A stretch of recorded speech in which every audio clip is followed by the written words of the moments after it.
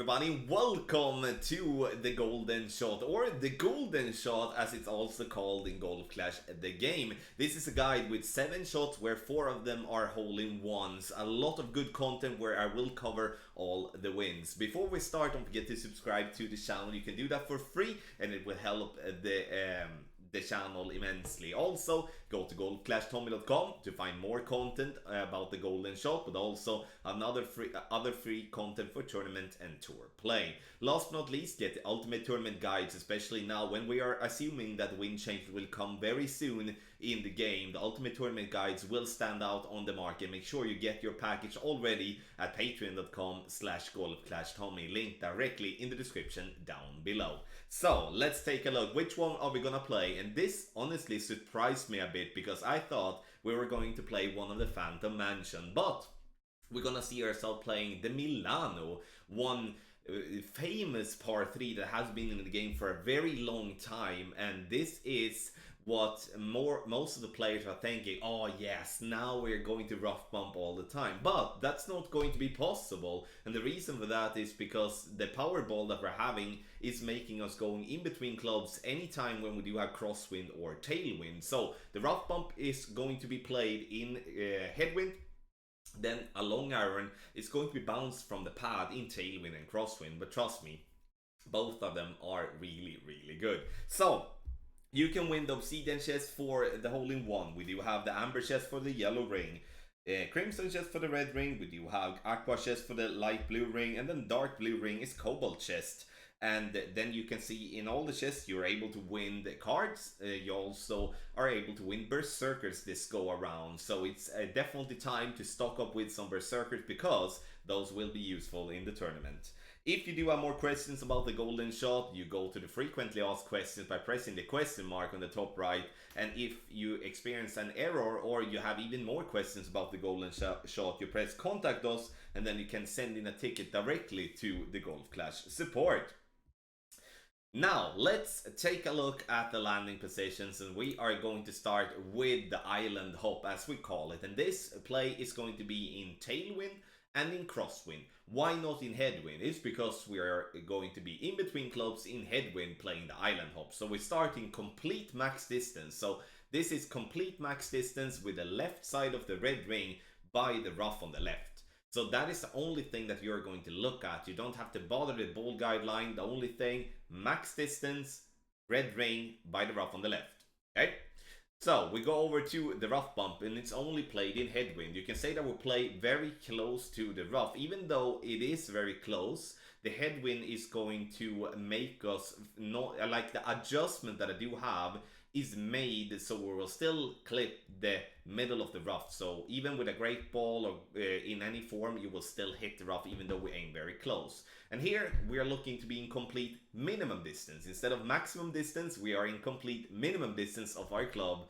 And then we have 1/4 of the yellow ring outside on the fringe. And that is the spot for headwind, and have in mind headwind only. We do have the adjustment on top. We do have the wood club, the highest of them, which is minimum distance +10, 2.35 per ring.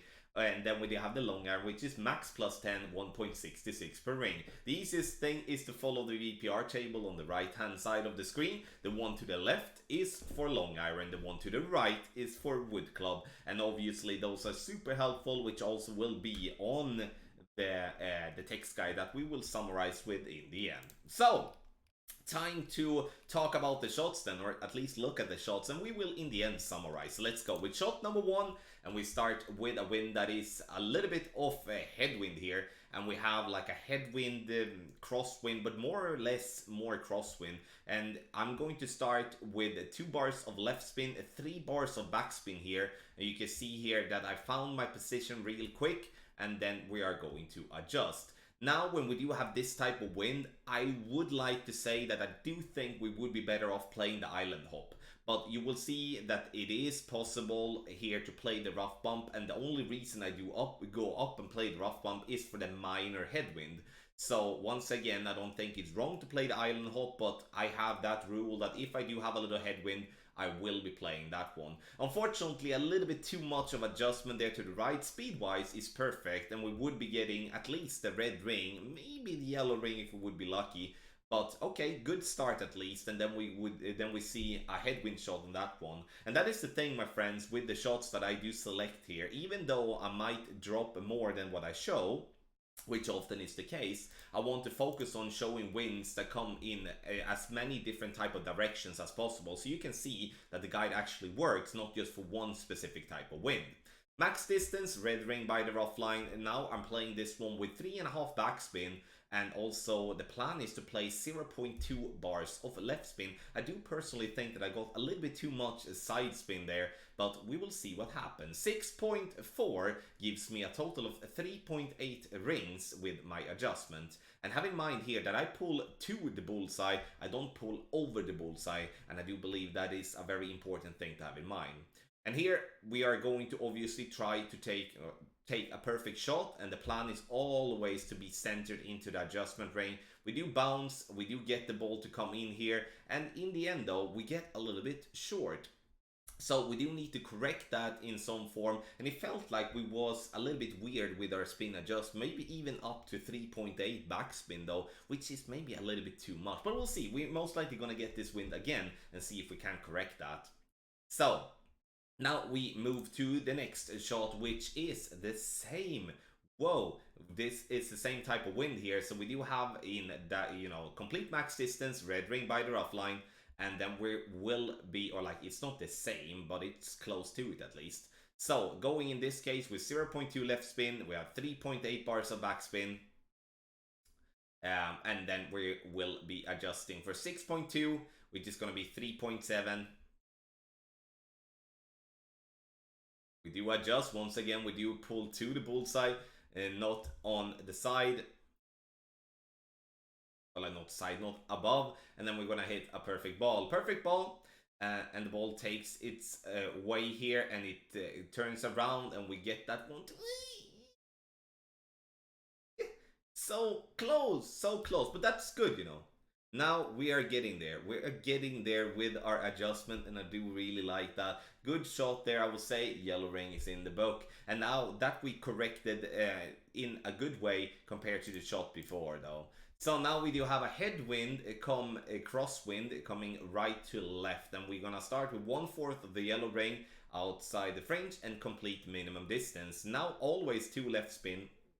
And I'm playing this one as you can see here with 2.8 backspin, or like maybe you couldn't see it, but it is 2.8 backspin. That is the plan here. 6.5 gives us a total of 2.8 rings.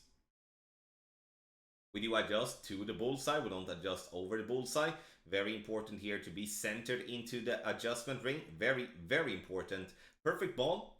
And we'll see the ball bounce nicely into the rough. I love how it zooms out like that, directly at the pin for our first little hole-in-one. So that is perfect. Now we do have a hole-in-one when it comes to headwind coming southwest, and that is a good. Yellow ring has already got a hole-in-one chest, but we will see with the shots that will come here. Spitfire cards is always lovely, and then we have some berserker balls. Now we do have a direct crosswind here, and we're gonna play at the pad, and we do start in max distance, a red ring by the rough line there to the left, and 3.1 backspin is what I would like us to go. So just a click above 3. You can see that I have a little issue to get the spin correct. That's when I'm moving side spin, it increases there. So 3.1 backspin, 1.8 side spin to the right. 6.1 miles per hour gives us a total of 6.1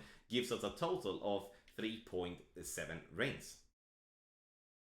Centered into the adjustment ring, time to take our shot. 3, 2, it goes quick. 1, 0. Oh my god, so close to timeout. But lucky that we didn't. We bounce on the pad, and we love how this ball comes in as well. Perfect speed. We are getting it to roll at the pin and drop for another hole-in-one. Lovely. Now we do have with one direct crosswind right to left on the pad as well. Boomerang cards, yuck. So bad. We do want to have better. Hopefully you will get better at least. So berserker balls, and then we move on, and we do now have I would say, more a direct tailwind than we do have crosswind, but it's still some northeast type of wind here. So my adjustment here is going to be 3.9 backspin, and I'm not using any type of side spin whatsoever. And you may be wondering, why do I increase from 3.5 to almost 4 backspin? It's because this time we're not going to adjust down into the sand. So we will, in that case, have a longer flight path and have a higher first bounce, and therefore we need more backspin. And that is why, you know, you're gonna see on the chart an increase with a lot of backspin when it comes to having direct wind, close to like this. We love this one as well. Get this ball snuck in right side. Maybe we need like just a tiny little click left spin on this one, as the wind was pointing a little bit to the right. But I played without side spin and it still worked. But in the end though, if we hit the pin directly or we just snuck it in, I don't care, just that we get the hole in one. Final shot here for the guide. We do have a wind coming northwest. Okay. Now we do have a red ring by the rough line to the left in complete max distance. Now we will, in this case, play with 3.5 bar backspin.